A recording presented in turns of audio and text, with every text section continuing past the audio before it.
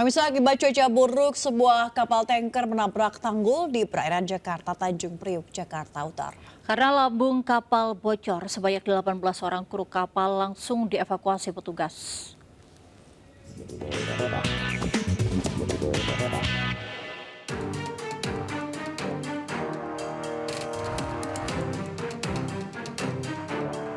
Petugas gabungan berusaha menyelamatkan kru kapal tanker yang menabrak tanggul di perairan Tanjung Priok, Jakarta Utara. Satu persatu para awak diturunkan di tengah ayunan gelombang. Upaya evakuasi dilakukan dengan mengerahkan 4 kapal penyelamat. Sebelumnya, kapal tanker ini bergeser dari posisinya saat sandar di pelabuhan Tanjung Priok karena dilanda angin kencang. Peristiwa itu terjadi saat 17 awak dan kapten berada dalam kapal tanpa muatan itu. Tim SAR gabungan yang terdiri dari ada KSOP dan juga dari Polair dan tim SAR gabungan lainnya berhasil melakukan evakuasi 18 orang dalam keadaan selamat dan dibawa ke panduan kepelabuhanan. Demikian dapat kami sampaikan. Sementara itu, BMKG sudah mengeluarkan peringatan dini potensi angin kencang di perairan Teluk Jakarta dan Jawa Barat yang akan berlangsung hingga 8 Februari. Dari Jakarta, Sofian Firdaus, Ayus melaporkan.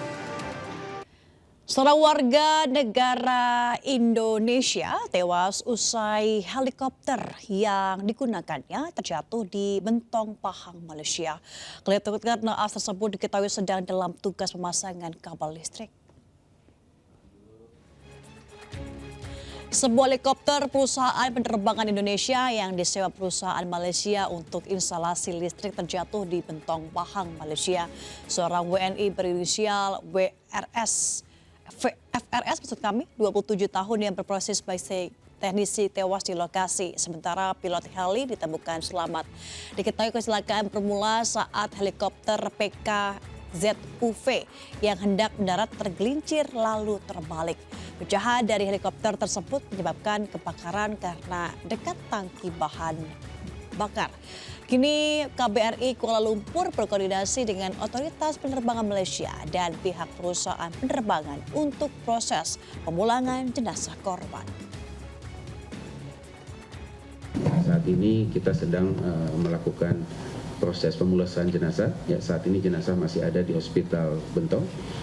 Pihak perusahaan dari Indonesia juga sudah ada di Kuala Lumpur. Kita akan bekerja sama untuk segera memulangkan jenazah ke Indonesia. Ke informasi lain pemirsa, seorang warga di Kabupaten Ngawi tewas setelah tersengat tawon Vespa saat mencari rumput di area hutan. Korban tewas disengat tawon usai sabit yang dibawa tak sengaja mengenai sarang tawon. Oke, loading mas.